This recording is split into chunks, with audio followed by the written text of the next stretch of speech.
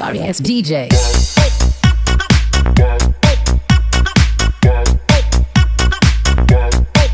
Pada video kali ini kita akan membahas Tuhan yang sejati dan Tuhan yang palsu. Ternyata Muslim itu tidak tahu arti kata wahyu, teman-teman. Dan Muhammad tidak pernah mendapatkan wahyu. Tuhan di dunia ini hanya ada dua, teman-teman. Yang pertama, Tuhan yang sejati yang menciptakan manusia dan alam semesta. Yang kedua adalah Tuhan yang diciptakan oleh manusia. Tuhan yang diciptakan oleh manusia inilah yang disebut dengan agama. Jadi orang-orang yang beragama, itu mereka percaya bahwa ada satu kekuatan yang melebihi kekuatan manusianya. Tetapi mereka tidak mengenal siapa itu Tuhannya. Mereka menciptakan ide tentang bagaimana bentuk Tuhan. Kalau Tuhan itu bentuknya berarti harus lebih daripada manusia. Kalau manusia kepalanya satu, kalau Tuhan mungkin kepalanya bisa 4, teman-teman. Atau kalau manusia tangannya cuma 2, Tuhan mungkin tangannya 8. Nah, ini adalah Tuhan-Tuhan hasil perenungan di bawah pohon kurma, yaitu Tuhan yang diciptakan oleh manusia.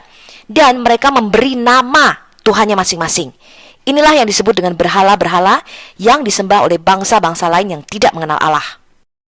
Karena Allah itu berdiam di dalam dimensi yang tertinggi, di luar dimensi ruang dan waktu kita, yang kita sebut dengan hyperdimension atau dimensi roh, maka kita tidak mungkin bisa mengenal Allah jika Allah tidak mewahyukan siapa dirinya kepada kita. Allah yang benar dan sejati adalah Allah yang mewahyukan dirinya kepada kita. Pewahyuan itu artinya penyingkapan, teman-teman. Apa yang rahasia, yang tidak kita ketahui, disingkapkan Allah. Itu namanya pewahyuan. Wahyu atau apokalipsis itu artinya penyingkapan atau dibukakan. Bahasa Inggrisnya adalah revelation, yang artinya disingkapkan atau dibukakan. Jadi pewahyuan adalah sesuatu yang misteri atau tersembunyi yang kemudian disingkapkan atau dibukakan. Itu namanya pewahyuan. Allah dalam Alkitab itu disebut sebagai El-Olam. El-Olam itu artinya dia yang tersembunyi dalam kekekalan. Jadi tanpa Allah mewahyukan dirinya sendiri, maka kita tidak akan mengenal siapa dia yang sesungguhnya. Dan anehnya, kalau Anda bertanya kepada seorang Muslim atau RT 6, mereka mengatakan Muhammad mendapatkan pewahyuan atau mendapatkan wahyu. Padahal Muhammad tidak pernah mendapatkan wahyu, karena tidak pernah ada sesuatu yang misteri yang tersembunyi yang dibukakan. Muhammad hanya menceritakan kisah-kisah yang ada di dalam kitab-kitab sebelumnya.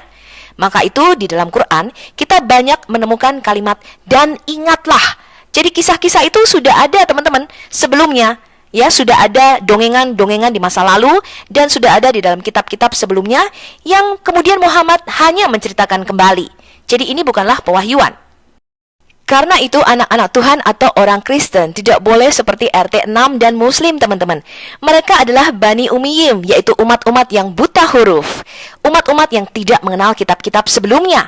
Bahkan ketika saya tanya kepada Muslim, apa artinya wahyu? Tidak satupun Muslim yang bisa menjawab dengan benar.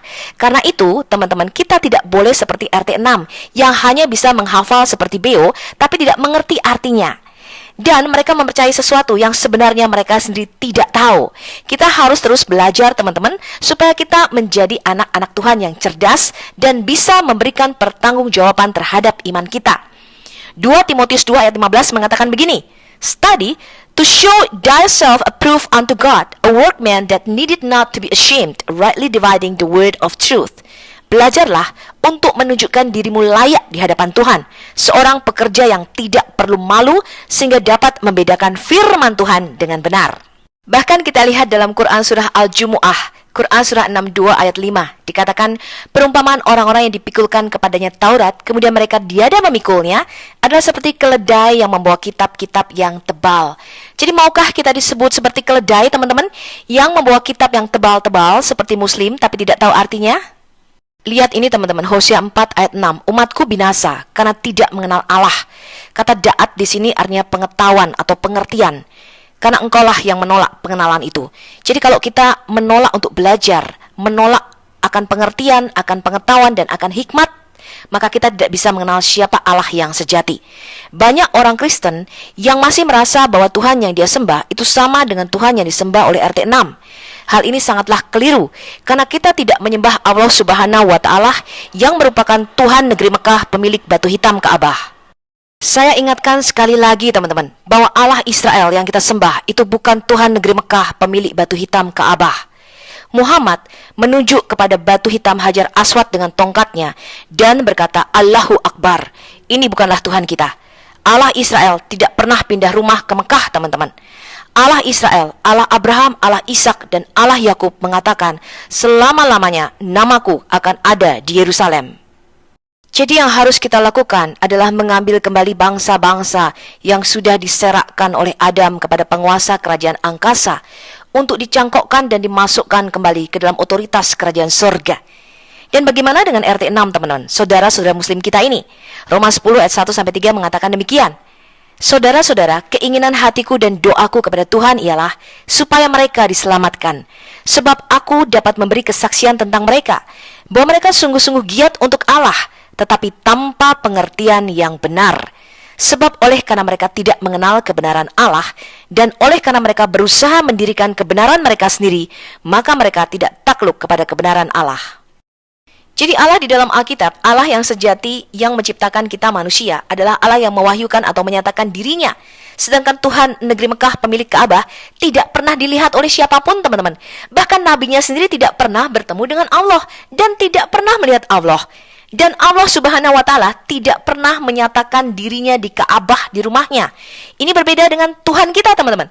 Tuhan kita kemuliaannya terlihat di bait suci Yerusalem, dan barang siapa mendekat kepadanya dalam keadaan tidak kudus, dia akan mati, teman-teman. Dan kemuliaan Allah ini sekarang diberikan kepada eklesia, kita gerejanya. Kita baca ya Ulangan 4 ayat 7. Sebab bangsa besar manakah yang mempunyai Allah yang demikian dekat kepadanya seperti Yahweh Allah kita, setiap kali kita memanggil kepadanya. Ulangan 5 ayat 24, sesungguhnya Yahweh Allah kita telah memperlihatkan kepada kita kemuliaan dan kebesarannya, dan suaranya telah kita dengar dari tengah-tengah api. Pada hari ini telah kami lihat bahwa Allah berbicara dengan manusia dan manusia itu tetap hidup. Jadi tantangan Allah yang sejati di dalam Alkitab bukanlah membuat surah serupa Taurat, teman-teman. Melainkan Allah mana yang pernah memperdengarkan suaranya, menampakkan dirinya. Allah mana, teman-teman? Allah bangsa-bangsa lain tidak pernah didengar suaranya, dan umatnya tidak pernah melihat Allahnya. Itulah Allah berhala yang diciptakan oleh manusia di bawah pohon kurma. Inilah tantangan Allah yang sejati di dalam Alkitab, bukanlah membuat surah serupa Taurat, teman-teman. Tetapi Allah Abraham, Ishak, dan Yakub menantang kalian penyembah-penyembah berhala untuk menunjukkan siapa Allahmu.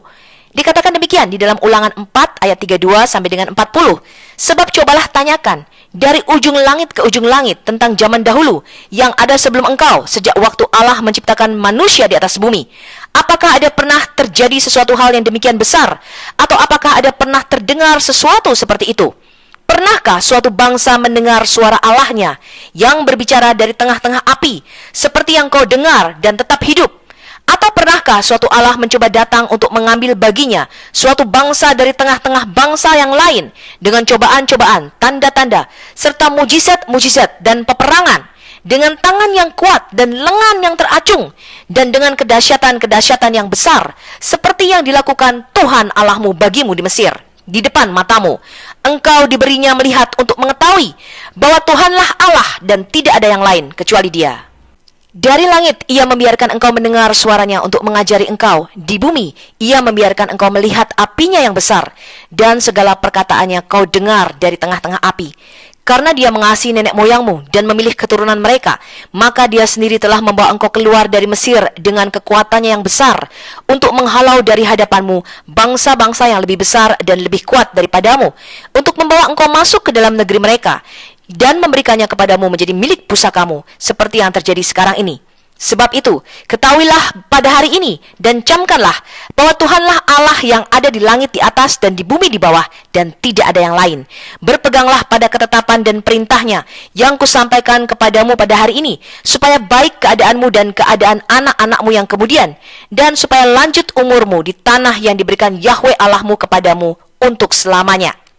Sampai ketemu dalam seri Menjawab Islam dalam 5 menit berikutnya, dan salam.